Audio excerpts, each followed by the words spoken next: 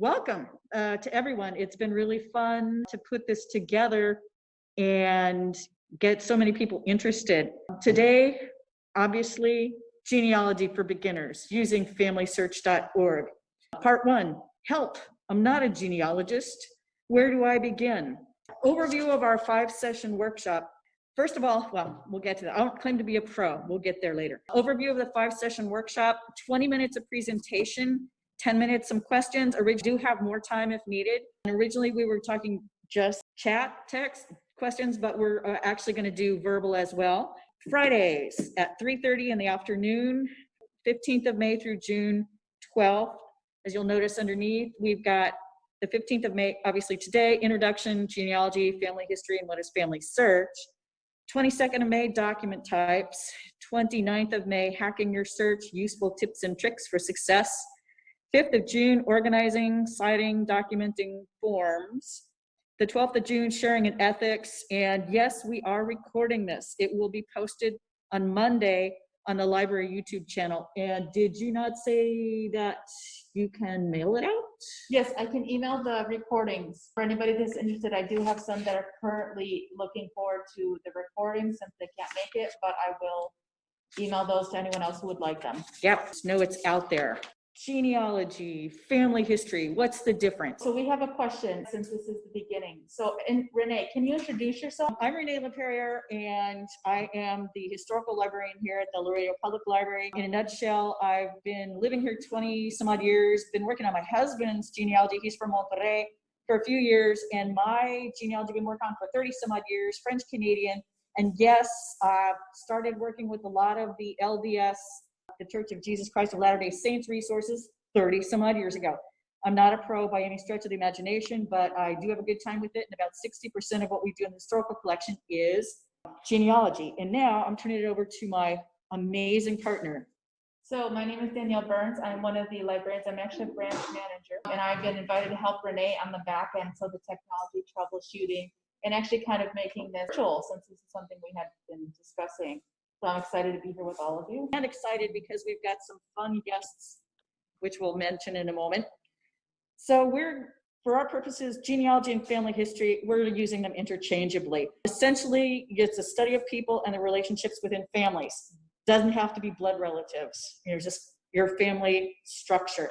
A lot of times genealogy, think of like the pedigree charts and those lineages. Family tree, I think, pops into more people's name, where you have the roots and the branches or show all the kids and whatnot. We'll worry about forms in another class. There are, in terms of genealogy, a number of organizations that exist. At the national level, the Daughters of the American Revolution. Oddly enough, Laredo does have a chapter, the Meriwether Lewis chapter of the Daughters of the American Revolution. Texas has the Daughters of the Republic of Texas. Those entities really do require that you put together a formal genealogy to submit for membership. We have local organizations, the San Agustin de Laredo Genealogical Society, and then out of the valley, Villas del Norte with Moises Garza. And those basically a little more social, but a lot of people are very good genealogists and a lot of really great help. They do have meetings and programs and put out a journal every year. Then you also have other kinds of organizations that focus on ethnicities or the origins of the group. Los Bejareños out of San Antonio look at the Canary Islanders who came and settled and just multiply that around the world.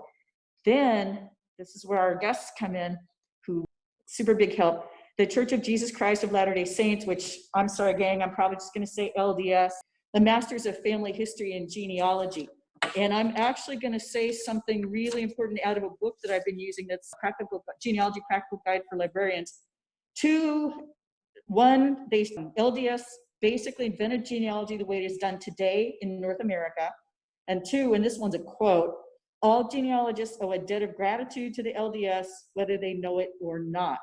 So we were really happy to be able to have some of the members reach out to us, and they're pretty much going to be listening to us today and maybe offering some tips later so that we can incorporate and work with them for our following program. So this is all just kind of happening, some of this morning for them, but Thank you so much. Thank you. We want to start at the beginning. Home is where the heart is. You always start with yourself. Whatever you're doing, that's where you start. Don't be thinking, yeah, I'm going to start with my grandpa or whatever. No, you know who you are. In general, you know when you were born, you know who your parents were in general, grandparents, and then you can throw the kids in too. So get that core going. Name, states, places. Move from what you know to what you think you know to, I'm going out on a limb, but. So anything, and write it down, write it down, write it down. You'll see that at the bottom. Anything that you know of. So the for sure things, like, yes, I absolutely know my birthday's on June 7th and what year it is. Yeah, I know exactly when my parents are born, know when my kids are born, and that kind of thing. I have no kids. But those are important. What you think you know. I think I know some of my cousins' birth years, can throw those in. Think we're going to eventually want to really track them down, but this gives us sort of like the bones to start with. And then the I'm going out on a limb part sometimes can prove to be useful.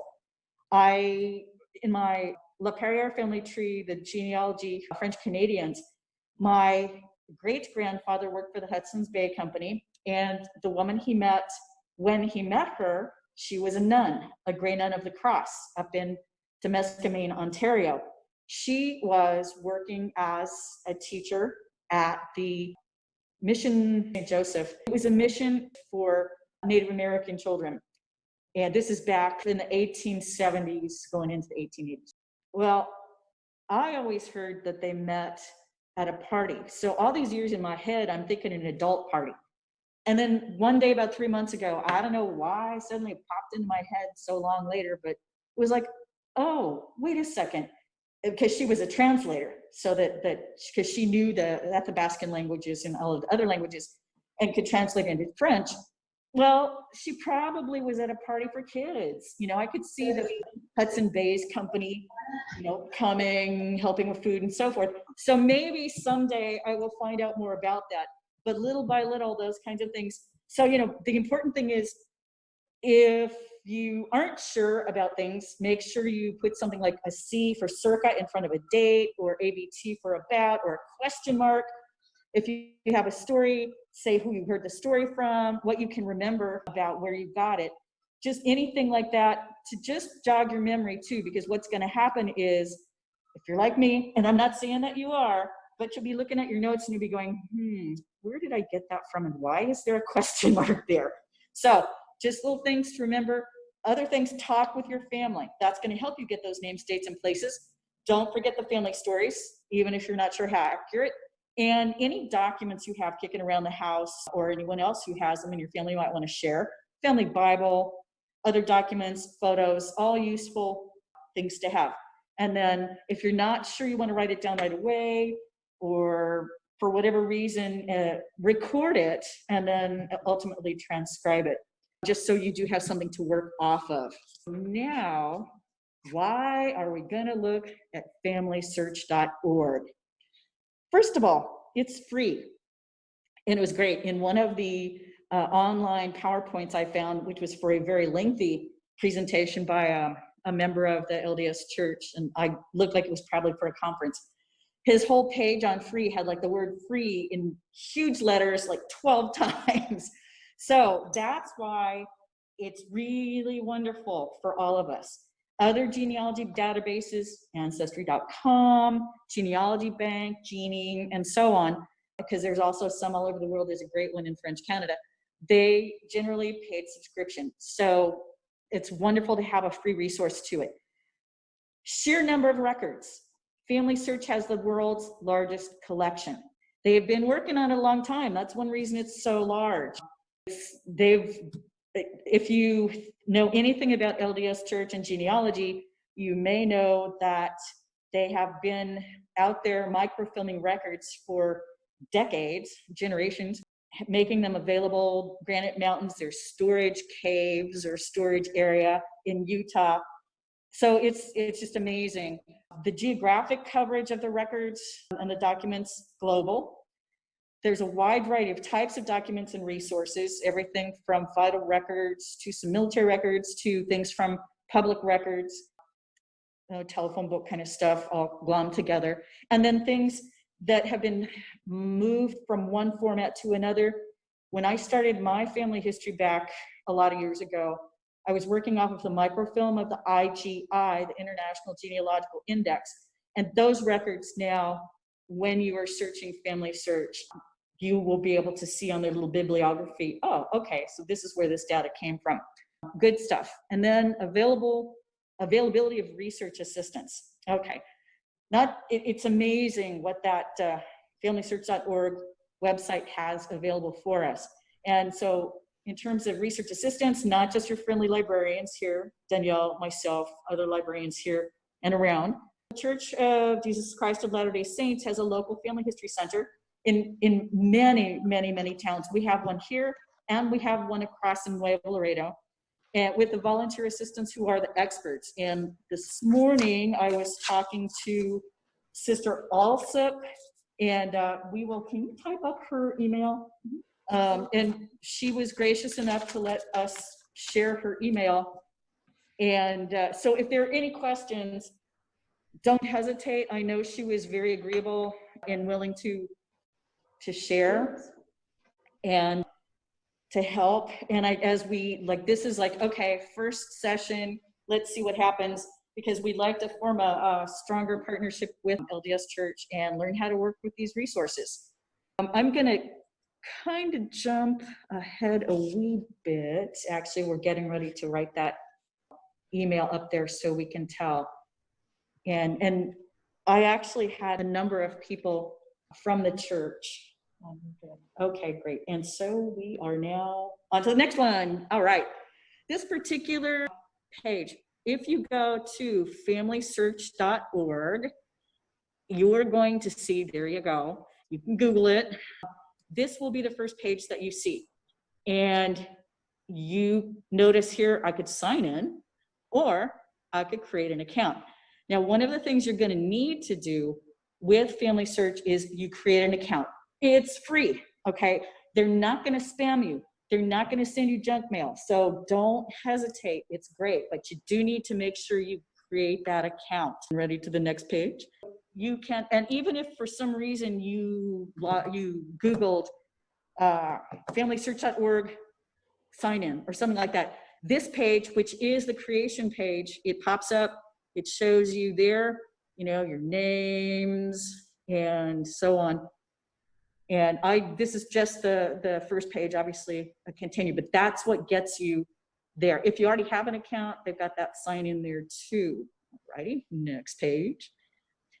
So then, there we are. Here is the sign in page. I happen to already have an account, but even if you didn't, if you got here, hey, and you don't have a sign in, no big deal. You create that account. So that's really nice to be able to do. And then here we go, I'm logged in. Notice me. Some things to notice. This is like the quick and dirty, I'm logged in, first thing I'm gonna see once I'm logged in. But you do have other options up here. Notice, I'm gonna erase that. You got family tree, you got search, memories, indexing, activities, all these other things. We're going to encourage you to play with this. It's really a lot of fun. So just a couple comments about this page. Here you are. You could, if you wanted to do this, start here. Since this is PowerPoint, it's not live, so we're not actually going through the web. That's why I'm saying, hey, play with it at home. But you can start there and it'll actually let you start plugging it. It'll look for people that you might be related to. What was important to me was here. Next slide, please. That would be here. Notice I've already been there, been looking at it this week. Get started with family history. This is a really great way. These are little videos. They're not long, super user-friendly to get an idea of, hey, why is genealogy cool and fun? What's it fun to do? And how easy is it? What do we do with family search? So good thing to start there if you want. The other thing is I did not have any information on family search in terms of a family tree. I have my tree in ancestry.com and I haven't put it over into family search, and I will eventually. Ancestry does take a lot of documentation from Family Search. If you want to look in broad spectrum, you've got heritage.com and familysearch.org and ancestry.com, and it's all part of the quote ancestry family or something like that is how I've seen it referred to. But at any rate, this is amazing. You know, I mentioned the get started with the videos, and here when I did go in, I decided, all right, I need to put some people in. So I did indeed put some people in, and that's why it's showing, oh, this is my account. I'm somewhere in here. Yeah, I'm that little icon up there. And this is what it's showing me. All right, now, next, please. All right, so here we've got the search screen. Notice search is highlighted up here. So if you do search, this is what you're going to be faced by or see. Now, so many options. It gets wild and crazy. The cool thing is on these maps, like if you said, hey, I really just want to look at Mexican sources or Canadian sources or maybe South American sources, you can click on those and you will then see what resources they've got. If you wanted just to see what their collections look like, you can browse. Just so you know, not all of the collections are indexed. When the microfilm are digitized, as well as other documents and resources, they don't always get indexed right away. They've got some great indexing projects that a lot of people can help with.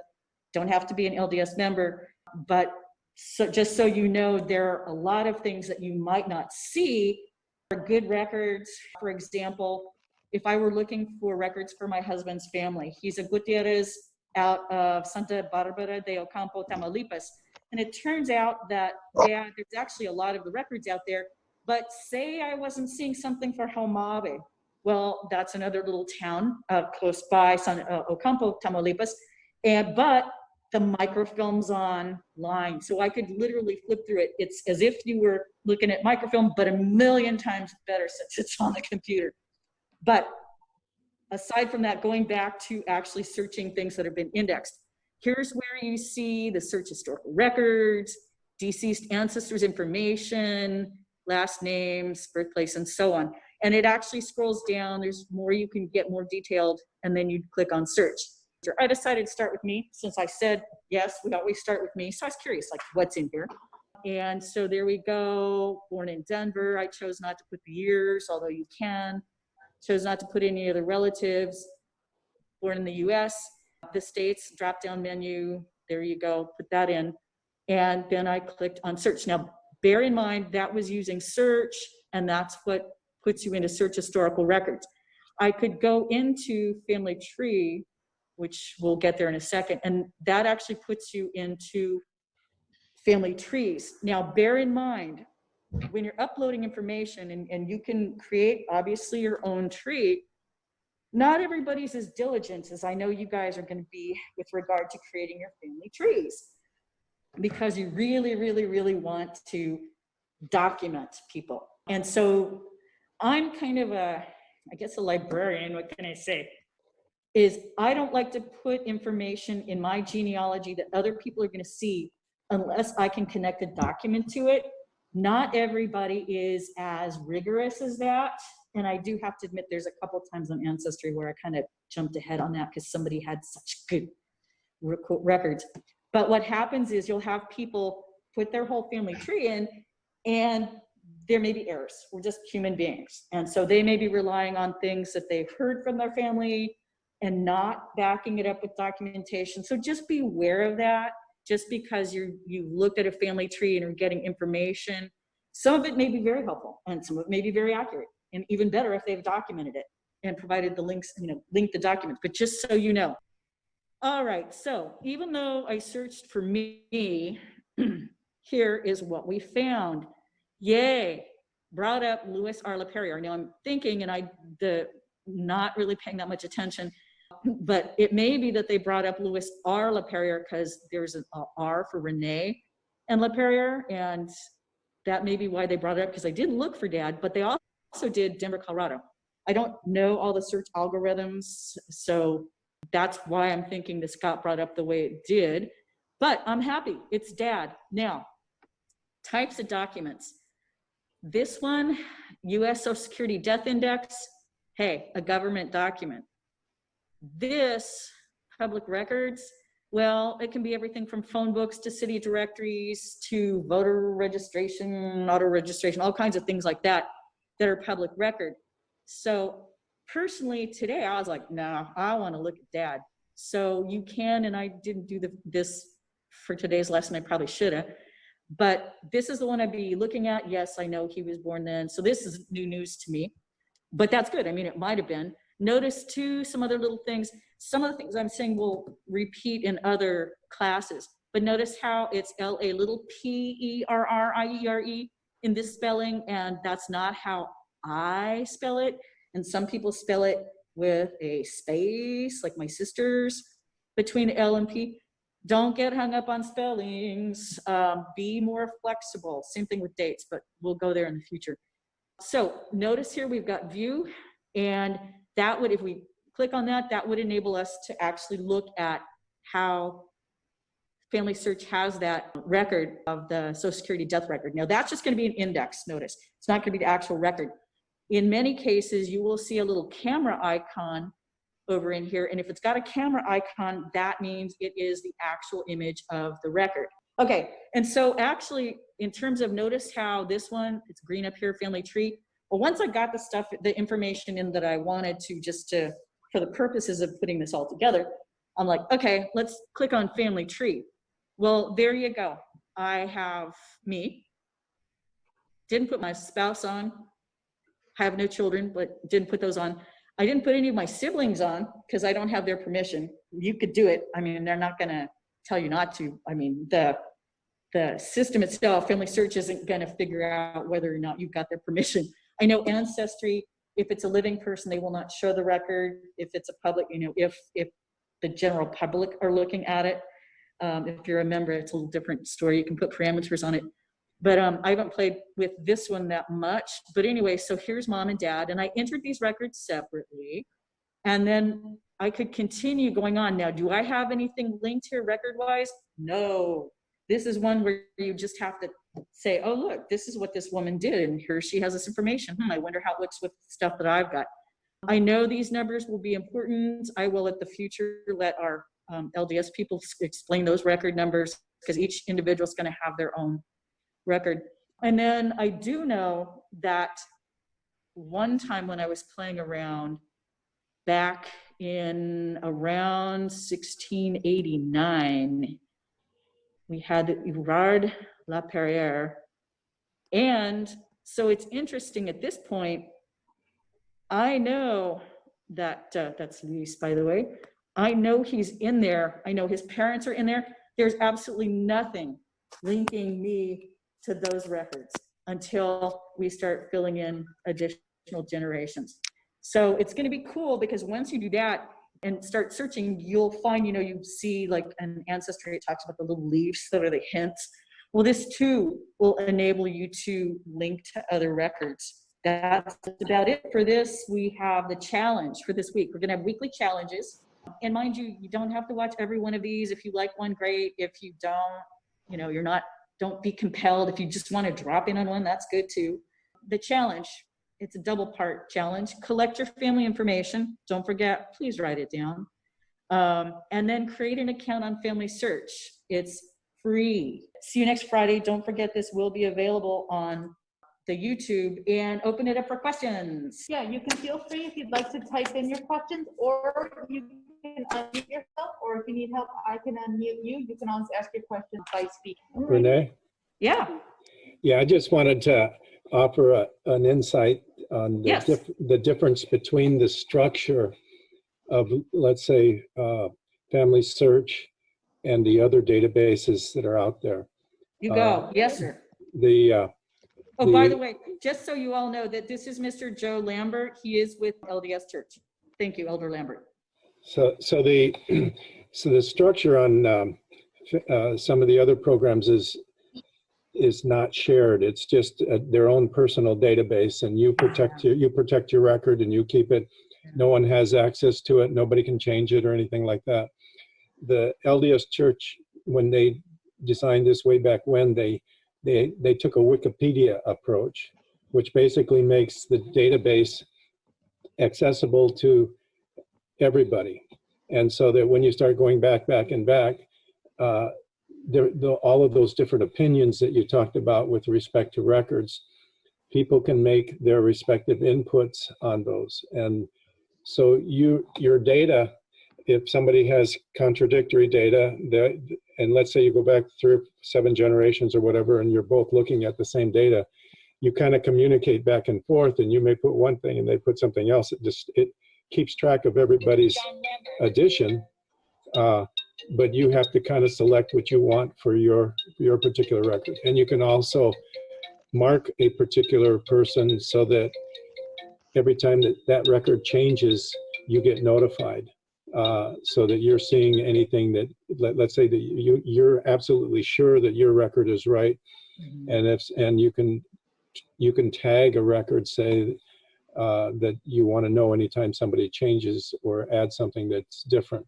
So that's something that's conceptually that everybody should know up front, so that as they're adding data and everything else, if something comes in and somebody else adds a piece of information, just remember it's a Wikipedia type thing, like what you get definitions and everybody's adding to the database. Super, thank you. That actually answers in my head and feeds into an experience I had. And I had not realized that it was a patron who's very distressed that she was seeing records that were, instead of a spelling of a name with an I, it was being spelled with a Y. And of course, in many cases, that can be used either way, depending on the scribe and the people and whatnot in these Mexican and Spanish records. But boy, she was hot under the collar about how people were coming in. So I'm glad to know that you can actually mark it so that then you can keep in touch with the people that are changing it. That's really great. Thank you. Yeah. Okay, yeah. so we have 2 more questions. When I open an account and search myself, have I then given my info over to LDS for anyone to see, or is it just me? Anybody, as per Elder Lambert just a few minutes ago, anybody can see it. It's just that I did mention earlier that it's because this is free and worldwide access, you're not going to be open to people coming and knocking at your door. You're not going to be spammed. That's not the way this functions. And actually, any of you with the LDS Church who want to chime in on this, be my guest. Yeah, Renee, if I could just make this comment. If it's a living person, okay, you will only see, your living records are not displayed for everybody else. It's only those who have been deceased. So if I go in and I put my children's names and my grandchildren's and everything else, those are all living. They're not going to be accessible to anybody. That's just my record. Good. Yeah, that's like ancestry. So here's another question. As you find information on Family Search, can you download the information you find to a flash drive? I believe that's the case. Am I incorrect on that? Not that I know of. This is Sister Alsop. What I've done in the past is just those information, like I don't know what exactly you're wanting to download or anything, but as far as records go, I've been able to download, but there's things like pictures too, like you can download that and everything. As far as I know, yes. I can experiment a little bit. Yeah, thank you. I've never had any issues downloading things, so I didn't think that was a problem. Thanks, Sister Alsop. Okay, so I think this is a great question given the current situation. So what is the role of the family centers now that many records are digitized and available in places like Family Search? I'm wondering if we can benefit by going to a family center. Great question, Vicki. The answer is yes. I'm going to definitely let Sister Alsop or Elder Lambert or somebody from the LDS Church answer that one, because yes, I do know that they are not making their microfilm available online during, so go for it. Somebody pick that one up. It looks like we have a comment. I want to download my family's information so I can have the documentation on the information I found. So it looks like you should be able to download that. I can find some information, but I'm familiar with some other genealogists that have told me about some applications that are almost free or something that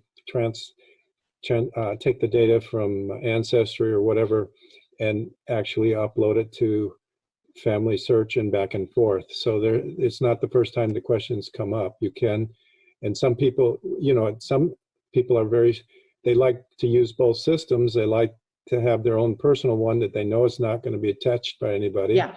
And then they like to have the family search because they're getting clues and hints from a lot of other people, and they can be selective what they want to upload to their personal files. But yes.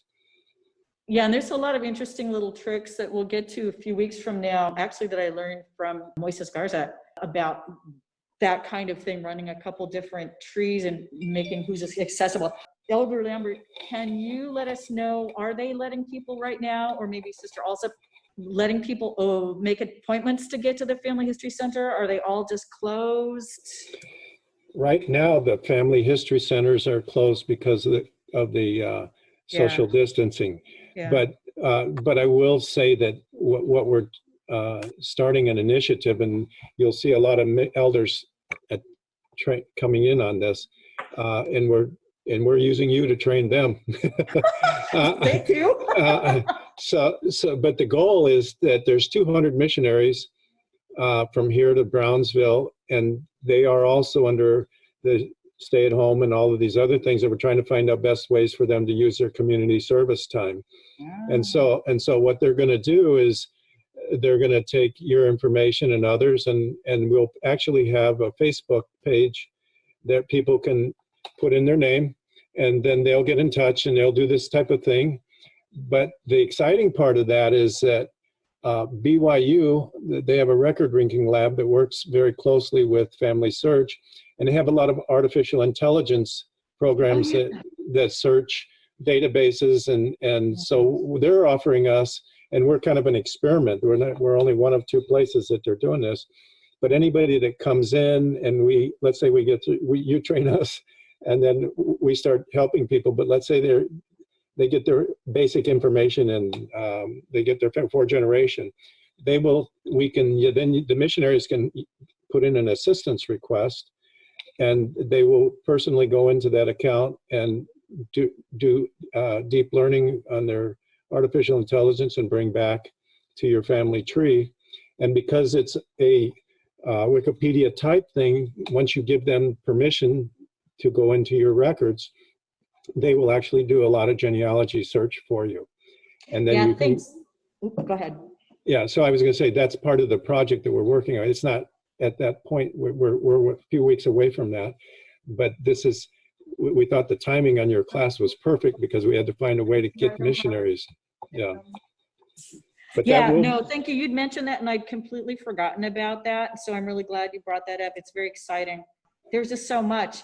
And I figure in a lot of cases, I'm glad that you're acting like I know quite a lot about working this. You can tell just from this, I'm like, there's a lot of holes, but hey, but I appreciate the opportunity to work, for us all to work together, because this really is an amazing resource. I think when you all set up your accounts, get your information written down, start with yourself and your family, immediate family. But when you start playing with it, you're going to be amazed. And don't let it be discouraging to you. I mean, right now, obviously, you're not familiar with it. Probably if you've never played with it. This really is super beginners. We're not really going to get into a lot of hardcore stuff. And so as you play, you may learn things. And so as we go through this, my ego is not so big, I can't take a little education myself. We just figured this would be a really good way to get people started and take some of this good time that you have downtime and start playing. Go through those closets. Yeah. Hat boxes. Anyway, that's it from my end. Any additional comments or questions? Renee, this is Vicky. The question is directed to Mr. Lambert. Email Savannah Alsip, or how do we plug in? I've been working on it maybe the last few weeks on Family Search, and I'm stuck in a few places. I connect to now. My earliest record is 1550, which I was shocked. But if I am stuck in what I had mentioned prior, is the person that can connect me to a research assistant, or is there another way to tap into the family history centers, or how do we connect with you all? In a quick and dirty, I'm just going to jump in right now. I know when I was talking to Sister Alsop sounds like she has a lot of experience.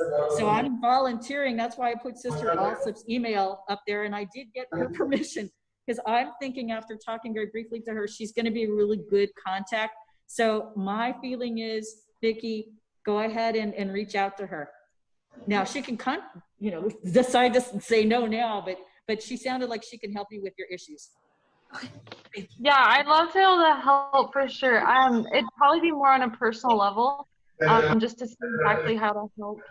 Specifically, like, before you makes sense if we could do that. I think I could help more personally, if that makes sense. Not like a short answer. Yeah, it makes sense. Okay, well, Yeah, all of us missionaries are really, really willing and happy to help for sure. All of us are pretty, have some background at least in some part of family history too. So. Well, excellent. As I've mentioned, I'm super glad that you reached out to me, and that Brother or Elder Lambert was also willing to spread the word on this. We look forward to seeing you, like literally, figuratively, next week. If you have questions, go ahead and email, and have fun and have a good weekend. Let me just say that with respect to the assistance, we're putting together, we don't have all the logistics in place right now, but if you can conceptualize a Facebook page with I'm interested and I need some help, and here's my contact information, you put it in, and then we got an algorithm that says, okay, these people are closest to you, because it's going to be going everywhere from Brownsville to here.